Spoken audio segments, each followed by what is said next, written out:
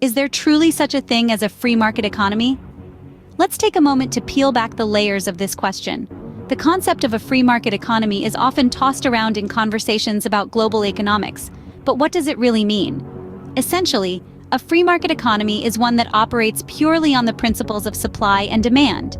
It's an economic system where the price of goods and services is determined by buyers and sellers freely conducting business. It's a place where there's no room for government intervention or regulation, and no external forces that may distort the market. In this economic utopia, consumers have the power to drive the market, and businesses compete to meet their needs, all guided by this invisible hand of supply and demand. So, if this is the definition of a free market, does it really exist? Let's delve deeper in the following scenes. In theory, a free market economy sounds ideal, but is it achievable in reality? Let's delve into this question by discussing the obstacles that stand in the way of a truly free market.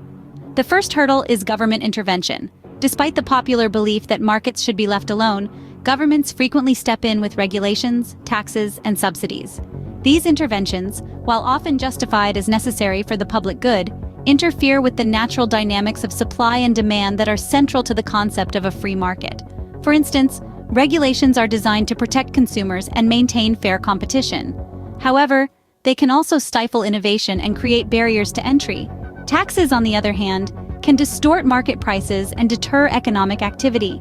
Subsidies can artificially prop up industries that would otherwise struggle to compete. The second obstacle is the existence of monopolies and oligopolies. These market structures, where a single company or a small group of companies dominate, can lead to market distortions. When competition is limited, these firms can manipulate prices and supply, which is contrary to the principles of a free market. The third hurdle is what economists call externalities. These are the indirect effects of economic activity that are not reflected in market prices. For example, a factory polluting a river creates a negative externality because it imposes a cost on society that is not accounted for in the price of the factory's products. Positive externalities, like the benefits of education to society, are also often overlooked in the free market. Lastly, social and economic inequalities can also hinder the functioning of a free market. In an ideal free market, everyone would have equal access to resources and opportunities. But in reality, disparities in wealth, education, and social status can skew market outcomes in favor of the privileged. Given these factors, it becomes clear that a truly free market is more of an economic ideal rather than a practical reality. The pure concept of a free market sounds appealing, but its perfect implementation is practically unattainable due to these real-world complexities. So, if the free market economy is an ideal, why do we keep talking about it as if it exists? Well, the notion of a free market persists for various reasons. First off, it's a powerful narrative that fuels the case for less government intervention and regulation. Advocates argue that the invisible hand of the market, left to its own devices, would naturally balance supply and demand, price and worth, thus leading us to economic nirvana. It's an appealing idea, isn't it? The economy, running smoothly with minimal interference.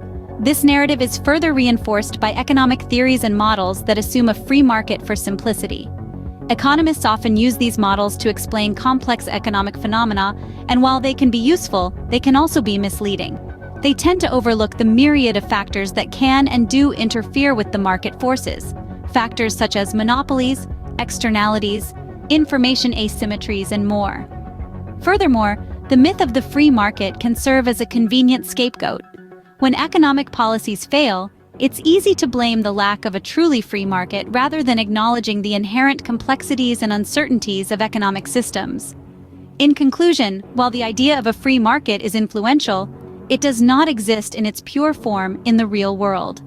The free market, as we discuss it, is more of a theoretical construct, an ideal to strive for, rather than an achievable reality.